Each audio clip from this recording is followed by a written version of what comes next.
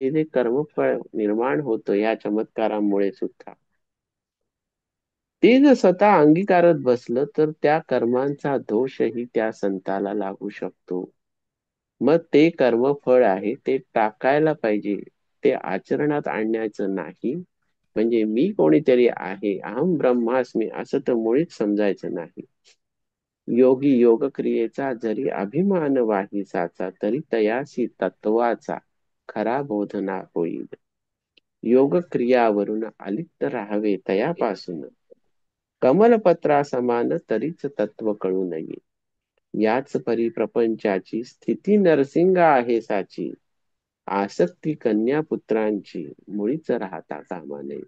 जे कोतशा आलींनी नरसिंहजी महाराजांना सांगितलं तेच गजानन महाराज पुन्हा सांगतायत. गार पाण्यात राहते म्हणजे आसक्ती कन्यापुत्रांची कशी नसावी, तर गार पाण्यात राहते परी पाणी न शिरू देते. गार स्वतःच्या अंतरंगामध्ये ते पाणी झिरपून देते का? नाही ना.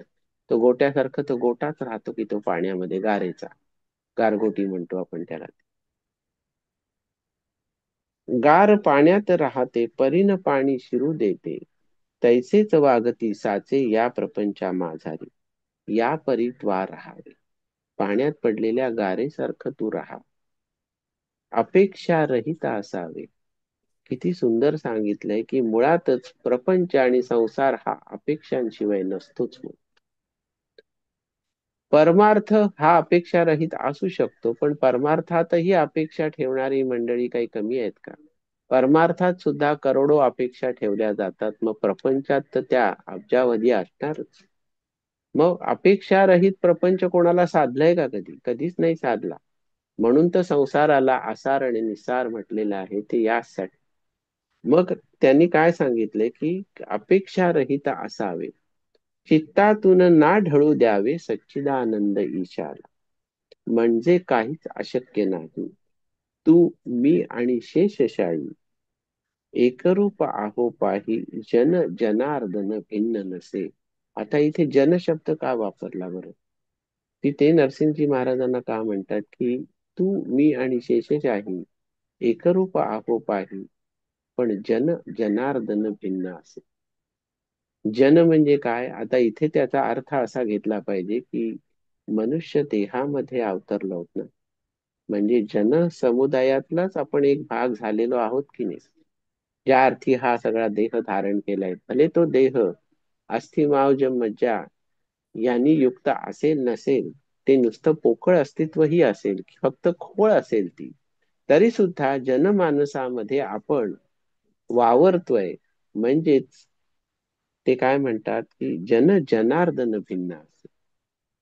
आपण जरी एकरूप असलो तरी जन भिन्न आहेत की या सगळ्यांपासून. मायेच्या अवगुंठनात आहेत, रूपाच्या भ्रांतीत अडकलेल्या आहेत, प्रकृतीच्या आश्रयास आहेत. आपलं तसं नाहीये. तू मी आणि शेषशाही एकरूप आहो पाही. नरसिंह म्हणती बंधुराया. हा बोध ऐकल्यानंतर नरसिंहजी महाराज काय म्हणतात? बंधुराया, अरे तू कोण मला शहाणा शिकवणार? माझा गुरु केवढा आणि मी इथे ध्यानाला बसलो, मी असे चमत्कार केले. हे असलं काही नरसिंहजी महाराज नाही म्हणाले. ते काय म्हणाले प्रेमाने? नरसिंह म्हणती बंधुराया, भावासारखं त्यांना मानलंय गजानन महाराजांनी. अतिशय प्रेमाने बंधुराया म्हटलंय. आलास मसी भेटावया, ही तुझी केवढी दया, उपमा त्याला देणे नसे. प्रपंचमुळी अशाश्वत, त्याची काय किंमत, दुपारच्या सावली प्रत कोण सांग खरे मान.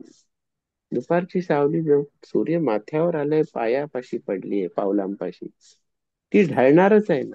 मग ती सावली जर सुखावं मानून जर खरं मानलं तुम्ही, तर त्या दुपारच्या सावलीला काही किंमत असते का? आयुष्याचं तसंच आहे की आयुष्यामध्ये मनुष्य सावली शोधत असतो, जागा शोधत असतो, स्वतःच्या सुखासाठी, स्वतःच्या इंद्रियजन्य सुखांसाठी. पण ते इंद्रियजन्य सुख आणि ती सावली ज्याला तो आपलं आपलं म्हणत असतो, ती टिकते का? ती कधीच टिकत नाही. हे सगळं कळत असतं तरी सुद्धा वळत नाही. त्याला म्हणतात सर्वसामान्य बुद्धिमत्ता. कळतंय पण काहीच वळत नाही आणि गप्पा मात्र मारायच्या. अहो आम्हाला माहिती हो की तुकारामांची अवस्था काय होती, ज्ञानेश्वर माऊलींची अवस्था काय होती. अरे मग त्या अवस्थेचा एक तरी अंश तुझ्या आतमध्ये बाणवण्याचा तू कधी प्रयत्न केलायस का?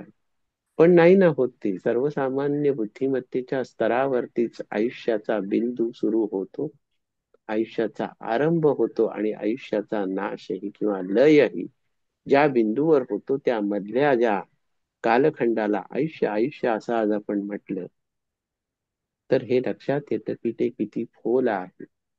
मग अपेक्षारहित तव असावे, चित्तातून ना ढळू द्यावे त्या सच्चिदानंद ईशाला, म्हणजेच काहीच अशक्य नाही. तू मी आणि शेषशाही एकरूप आहोपाही, जन जनार्दन भिन्न असो. जनांपेक्षा जनार्दन भिन्नच आहे. नरसिंह म्हणती बंधुराया, आला समसी भेटावया, ही तुझी केवढी दया, उपमा याला देणे नसे. प्रपंच मुळी अशाश्वत, त्याची काय किंमत, दुपारच्या सावली प्रत कोण सांग खरे मानी. तू कथिले जयापरी, तैसाच वागेन भूवरी. हा आमच्या गुरुने आम्हाला हे सांगितलंय, तुम्ही परत परत काय सांगता असं नाही म्हटलंय. तू सांग, तू कथिले जयापरी, तू जे मला आता सांगितलंस ना, तैसाच वागेन भूमीवरी, मी जाण वरच्यावरी, अशीच भेटी द्यावी तुवा. देह प्रारब्ध जयाचे, असेल ज्या जातीचे, म्हणजे इथे आपण म्हणतो ना पिंडे पिंडे मती भिन्नता, पिंडे पिंडे गती भिन्नता पण असते. नुसतीच मती भिन्नता नसते, गती भिन्नता असते. तेच हे इथे सांगतायत की आपण लीला मात्रे हा जो मनुष्य देह धारण केलेला आहे ना,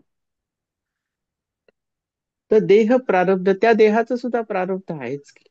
मग देह प्रारब्ध जयाचे, असेल ज्या जातीचे, तेच आहे व्हावयाचे लोकाचारी निसंशय.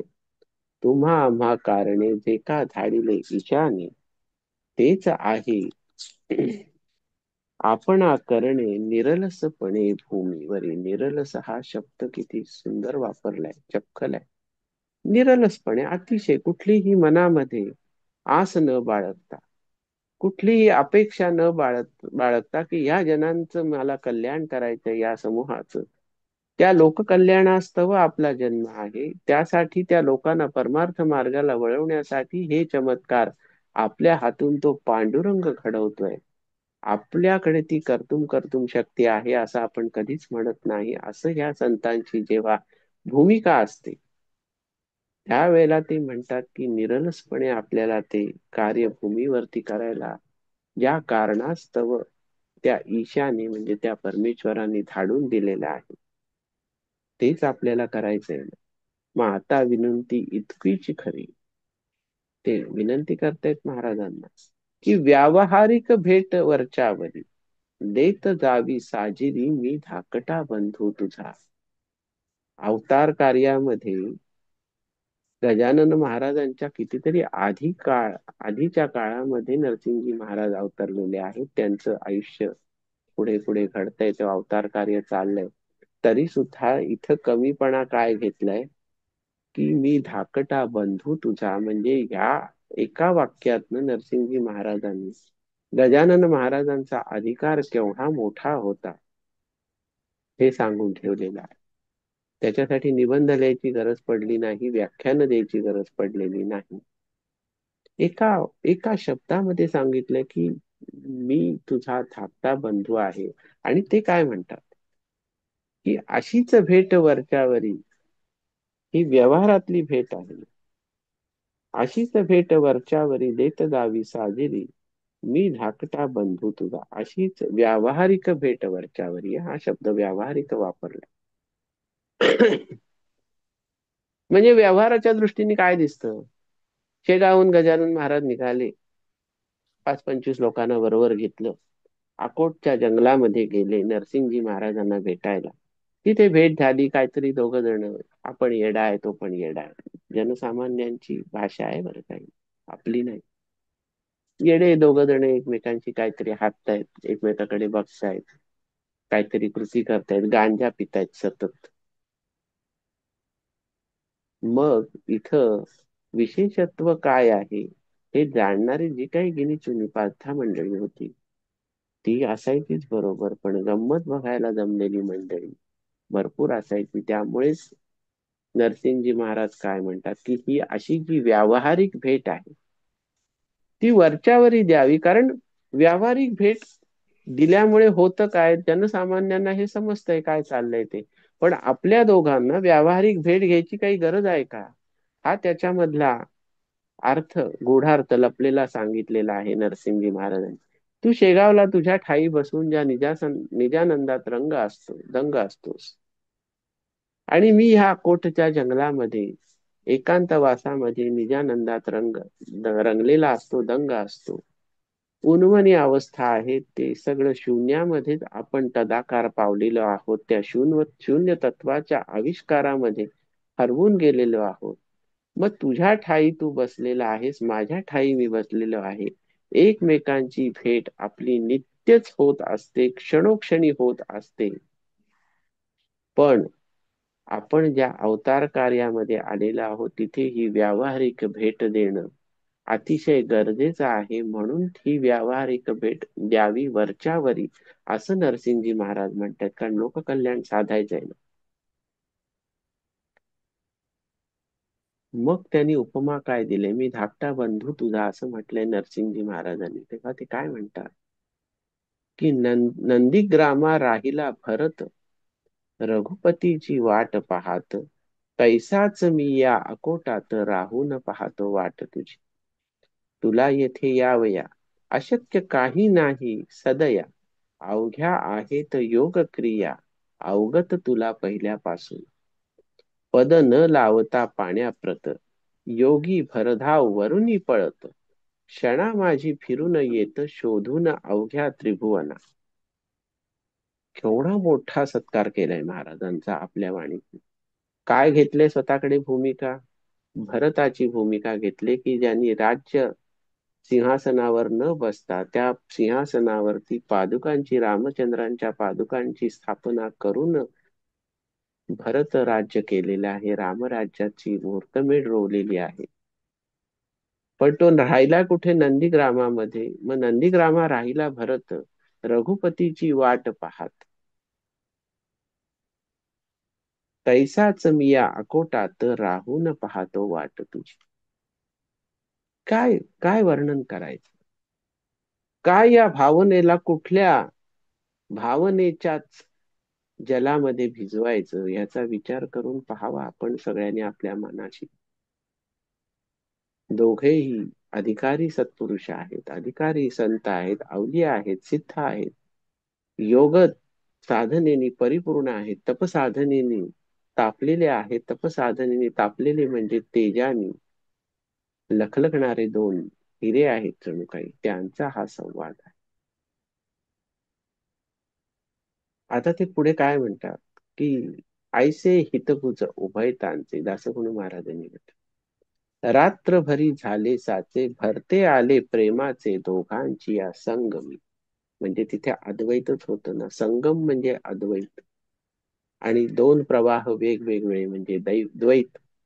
मग नदी जेव्हा संगम करते दुसऱ्या नदीशी, तेव्हा एका नदीचं पाणी दुसऱ्या नदीच्या पाण्यामध्ये ज्या वेळेला मिसळतं, तेव्हा ते पाणीच पाण्यामध्ये मिसळल्यानंतर एकरूप होतं की नाही. व पाणी जेव्हा पाण्यात मिसळलं जातं तेव्हा पाणीच उरतं. म्हणजेच तिथे अद्वैत वेदांताचा सिद्धांत हा समोरासमोर आपल्याला दिसतो दृष्टीला, की पाणीच मिळे पाण्यासी, विजातीय द्रव्याशी समरसता होणे नसेल. दोन ध्रुव म्हणजे आपण म्हणू, आपण लोहचुंबकाचे दोन, एक दक्षिण ध्रुव आणि एक उत्तर ध्रुव, दोन्ही समोरासमोर आले तर आकर्षण असतं. दोन्ही ते साऊथ पोल आणि साऊथ पोल एकमेकासमोर आले तर ते असे बाजूला होतात, तिथे आकर्षण नसतं. मग तिथे द्वैत साधलं जातं. त्या चुंबका बाबतीत सुद्धा एवढं खरं आहे. प्रयोगशाळेत आपण जे चुंबक लहानपणी शाळेमध्ये वापरले किंवा त्याचं ते काही अभ्यास केला की असं का होतं, त्याच्यातनं हे आपल्याला लहानपणामध्येच लक्षात येतं की विजातीय द्रव्यांशी समरसता होणे नसते. पण सारखाच भेटे सारख्याची, पाणीच मिळे पाण्याचे. पाण्यात पाणी मिसळले, शून्यात शून्य मिसळले, आणि शून्यात शून्य मिसळलेलं जे तत्व आहे तेच तत्व एकमेकांशी त्या शून्य स्वरूपातच संवाद साधत आहेत. आणि तो अतिशय आध्यात्मिक गूढवादांनी रंगलेला, सौंदर्याने त्या गूढवादाच्या नटलेला असा हा संवाद आहे. मग ऐसे हितगुज उभयतांचे रात्रभर झाले साचे, परते आले प्रेमाचे दोघांची या संगमी. खरे खरे जे का संत, दासगणू म्हणतात बघा काय, खरे खरे जे का संत तेथे हेच घडून येत, दांभिकाची होतात भांडणे पाहून एकमेक. दांभिक म्हणू नये गुरु, ते अवघे पोट भरू, पुरा माझी फुटके तारू, तारण्यासी समर्थ नसे. दांभिकाचा बोलबाला, आणि आपल्या दुर्दैवाने आजकाल दांभिकांचाच बोलबाला फार प्रबळ झालेला आहे. आपल्या अवतीभोवती जे काही सो कॉल चमकत धमकत अध्यात्म पसरलेलं आहे ना, तिथे दांभिकांचाच बोलबाला आहे. दांभिकांचा बोलबाला जरी होतो जगी भला, तरी त्यागणे आहे त्याला, निवडून या श्रोते हो. आता इथे निवडायचं काय? तर त्यांची निवड करा. त्या दांभिकांमध्ये तुम्हाला खरा गुरु कुठे सापडतो का? सापडणार नाही. मुळात आधी खरा गुरु सापडणं किती महाकर्म कठीण असतं हे आपण पाहिलं याच्या आधीच्या चर्चेमध्ये.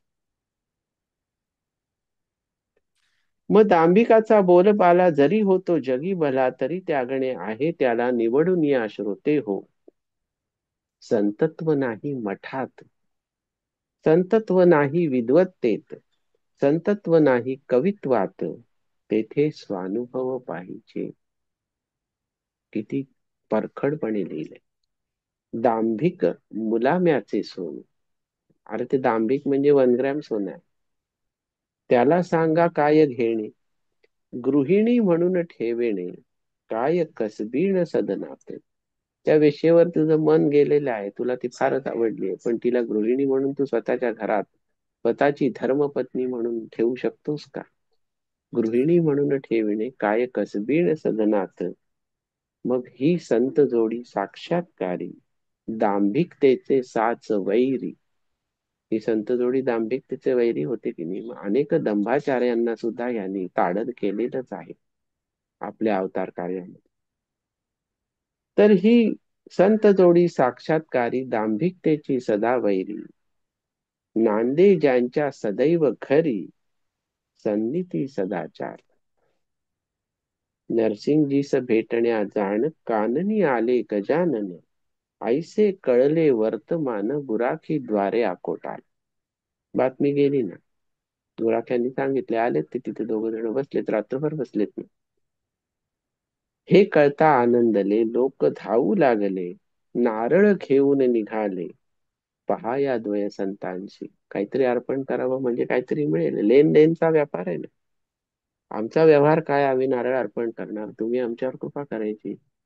नारळ असेल 1 आण्याचा त्या काळी, 1 पैशाचा किंवा त्याही पेक्षा कमी, तरी सुद्धा म्हणजे अलीकडे असं म्हणावं असं वाटतं की एका ओटीवरती, एका नारळावरती, एका पेढ्यांच्या पुड्यावरती माझं संपूर्ण आयुष्य बदलून टाकावं असं परमेश्वराकडे मागण्याची माणसाची प्रवृत्ती असते. आणि ती आजच नाही, ती पूर्वापार.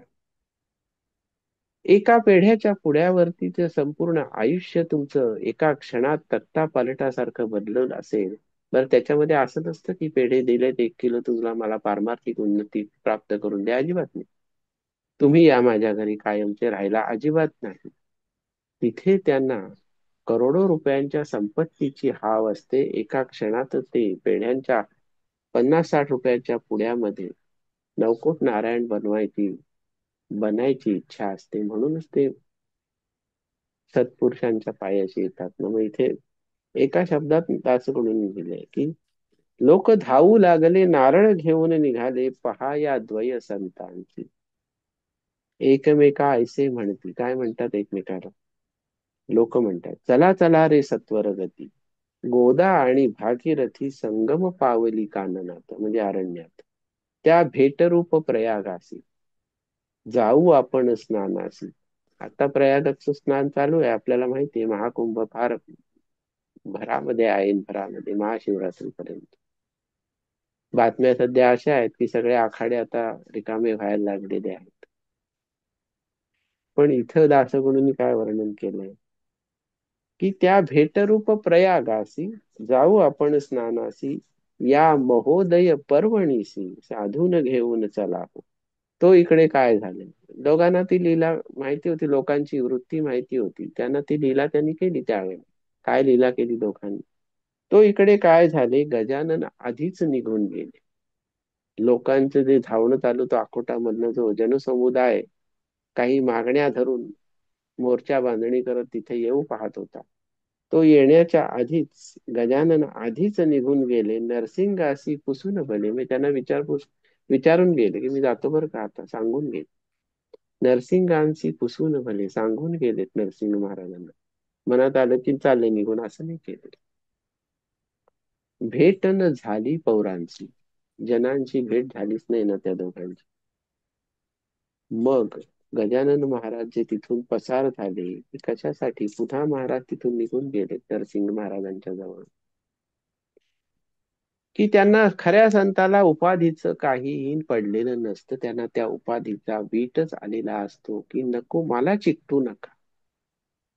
मला जे चिकटावेसे वाटतात, मला जे वाटतं की ज्यांनी मला चिकटावं त्यांना मी माझे अंतरंग शिष्य म्हणून त्यांच्या दारात मी जातोय, त्यांना माझ्या जवळ करतोय, त्यासाठी सुद्धा त्यांची परखड परीक्षा घेतल्याशिवाय मी त्यांना जवळ करत नाहीये.